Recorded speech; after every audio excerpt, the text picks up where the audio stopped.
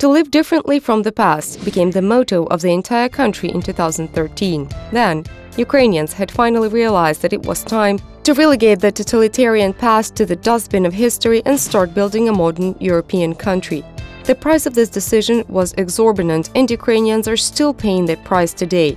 To live differently from the past, we must first do things differently from the way they were done in the older days. And this had to be done in such a way that every job would be based on a person's desire to live a happy and comfortable life, from the requirement for freedom to household trivial thing. Among other things, Europe stands out for the modern interior decor of a household in everyday life, which is impossible without items made with care for people, from office supplies to furniture. For over 20 years, most household items in Ukraine had been imported, despite the fact that crafts had been developing in the country for centuries. In recent years, Ukrainian craftsmen have been trying to narrow that gap and overcome it by creating the material culture of a new European country from scratch. Even if this applies simply to chairs, all the more particularly to chairs. It all began with a trip to Berlin in the year 2000 and something. Remind me, was it 2012? Yes, 2012. And that is with the realization of just how scanty the market of object design is in Ukraine. Well, the market basically didn't exist in Ukraine back then. Not only had there not been any local producers at the time, but also nothing interesting was being imported from abroad except for fast-moving consumer goods. Volodymyr Veshtak and Anastasia Arhipenko became the Ukrainian dreamers who wanted to find a way for Ukraine to Europe with the help of household items even before the Revolution of Dignity. They felt the difference in the quality of life through everyday life and its authentics in Germany and at home.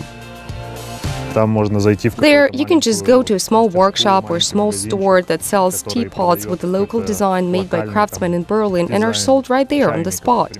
We were so amazed by that. Can you imagine a country in which all kinds of art are developed, with the exception of painting, for example? You might just ask yourself, why is that?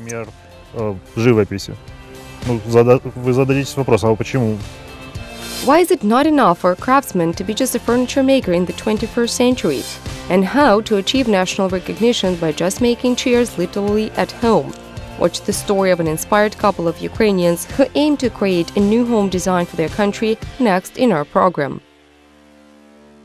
After the trip to Germany, Volodymyr took up design, and his first creation was a design for a backpack. The couple did not yet have a vision of what they would want to make for Ukrainian consumers out of a large variety of objects. Volodymyr and Anastasia started considering furniture when the need to furnish their apartment arose. We could not afford to buy some beautiful furniture pieces, and if they were beautiful and of a high quality, then they were accordingly expensive. We simply did not have the money for this, so we decided to make chairs. A chair is a thing that everyone needs. Everyone sits on chairs and they're needed in any room. Volodymyr worked in an architectural bureau while Anastasia was a clothing sales manager. They had no experience in running their own business and they had no idea how to build it, but they were also not afraid of failure. At some point, we decided to quit our jobs and start making chairs. We just did that. Well, I don't know, that's how I remember it. But we in no way advise anyone to do the same, because it was really an adventure. Yes, adventures are cool. It's good that it ended well. Mind you, it has not ended and we continue to move forward. It is a good thing that it hasn't ended. Now Volodymyr and Anastasia cannot remember exactly how much money they invested into the first batch of chairs, $300 or $150. 4 different models were produced from one sheet of plywood, one of each: a dining chair, a bar stool, a stool, and a chair with an arm set. They did not even have a separate workshop to assemble them. So we had those chairs cut out and took them to our country house to assemble and varnish them. Basically, it was a totally amateur approach. While I was assembling them, one of the parents came to me and asked me what I was doing. I said that we were making chairs from then on. He asked why. I said that it had been my design and production, to which he replied, "Have you seen the prices of chairs in furniture stores? A high-quality chair from China costs 400 hryvnia. Why are you doing this?"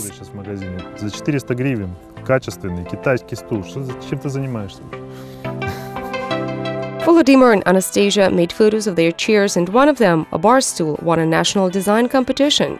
But that did not help them attract customers. An acquaintance helped them fulfill a fairly large order for a Kyiv cafe, but customers mostly neglected the goods produced in Ukraine back in those days. People developed a new worldview after the events of the Revolution of Dignity. Actually, during most of the Maidan events, I went to the cafe we made furniture for to warm up. I watched what was happening from this cafe. We gave coffee and tea for the demonstrators from this cafe. As it turned out, those events contributed to making Ukrainian products fashionable. In addition, the economic situation in 2014 was such that imported goods were too expensive. Such conditions allowed dozens of new production facilities to develop. They were mainly in the modern consumer segment, in which Ukraine had been lagging behind previously.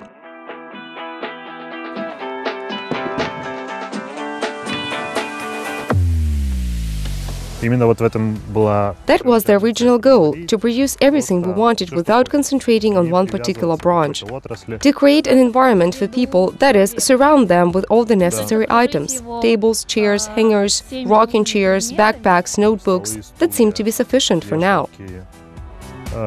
Кресла-качалки, рюкзаки еще, блокноты. Today, Volodymyr and Anastasia have their own workshop where furniture is assembled after the parts have been cut and distributed manually. But their favorite, though most difficult part of their work involves not just making chairs, but designing the entire interior decor. People went to one of the stores where our bar stool was on display and asked the owner what kind of chair it was. He said it was a design of Volodymyr Veshtag. They probably felt the aesthetic and that we were on the same wavelength as them. What should a modern Ukrainian one-bedroom apartment for a family with a child look like? This project required not just the design of individual items by Volodymyr Veshtag, but also the creation of a cohesive, comfortable space for people, something that has not been done before. He gives a tour of an apartment he designed and is proud of, especially for UATV. Volodymyr and Anastasia are well aware that changes in people's lives begin in their minds. Redesigning an already lived-in apartment requires a lot of courage and creativity. The owners of this apartment certainly have these qualities. A small area of only 43 square meters, a small budget for renovations, and every meter and dollar had to be calculated and spent as efficiently as possible. The whole design concept was devised based on these prerequisites. Then we decided right away that the interior should have a monochrome shade to supplement one natural color. This is the color of birch plywood and Siberian larch of the same color, which you can see on the floor.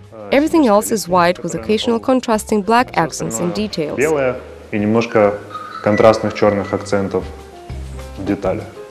Volodymyr insisted on removing all partitions to use the space to the fullest. The layout of the apartment was typically Soviet, a separate corridor, kitchen and wardrobe. Such apartments are well known to most Ukrainians in terms of their lack of spaciousness and impracticality. We scrapped everything and decided to zone the entire space without putting up any walls and simply using furniture and adding small functional details that were designed ourselves. For example, we decided to decorate the hallway with tiles and then put fasteners for bicycles on the wall. And this was one of the customers' requests.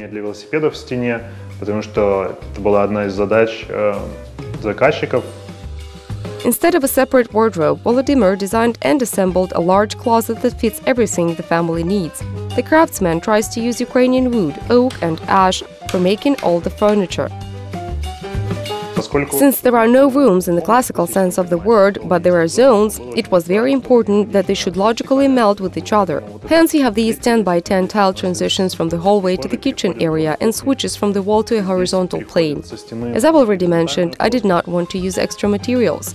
That would have been distracting. The kitchen itself is rather simple and budget-friendly. Everything is made of simple black chipboard, but its centerpiece is the countertop made of white tiles. and the black fridge. Volodymyr hid all the technical elements of the kitchen behind these inconspicuous doors. In short, it is very simple, practical, and at the same time aesthetic. The next functional element in the apartment is the table. I generally wanted to reduce the number of objects. It turns out it is a dining table, a workplace, and a window still all in one. All that is combined into the one horizontal plane. But home living requires adjustments to the interior design. The family got a large dog for which a separate room was created. Seeing as standard enclosures did not fit the interior design of the apartment, we made this enclosure so that it would fit into the overall aesthetic of the apartment. In the end, the apartment owner, Alexander, did not lose his separate working space, and his dog, Ham, got his own personal room. The living room and bedroom are visually separated from the hallway by a multifunctional cupboard. Despite the absence of the usual partitions, this space can be called a zone of warmth and comfort. We also had a bed tailor-made for this object for several reasons. First, we wanted to have some storage space in it. Secondly, since it is located along the corridor wall according to the plan, which is the coldest in the apartment, we built a water heater into the bed, which is connected to the central heating system. It can be turned on in the winter to warm the wall. And it just so happened that we managed to place all the zones necessary for life in such a small square area,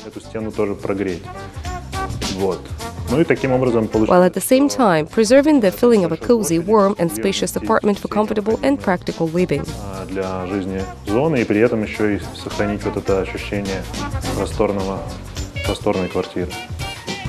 Volodymyr recalls not everything was done according to the original plan. We proposed to leave the ceiling concrete and the customers agreed, but then the customer's mother saw the project and burst into tears. We decided that we should at least paint the ceiling after this emotional outburst. Both sides of this design project agreed that the ceiling should be painted white. In 2015, the object, the body of which was designed by Volodymyr and Anastasia, won a prestigious European design competition, which has been held since 1950s. It is a desktop monitor with a wooden stand specifically for digital communications professionals. Only 10 of them were made. Thanks to several international victories and a modern approach to the design of household items, the developments of Volodymyr and Anastasia have attracted the interest of people all over the world. We've had orders from Germany, Poland, Great Britain, Italy, Israel, and even the US. Да, вот совсем недавно. Италии, Израиля, Америки. It is also one of the goals of our innovative project to create a Ukrainian product not just for Ukraine, but also for the global market. So far, it seems to be working well, and we can compete with any other country on the international level. So furnish your apartment in simple, practical, aesthetic and affordable Ukrainian style.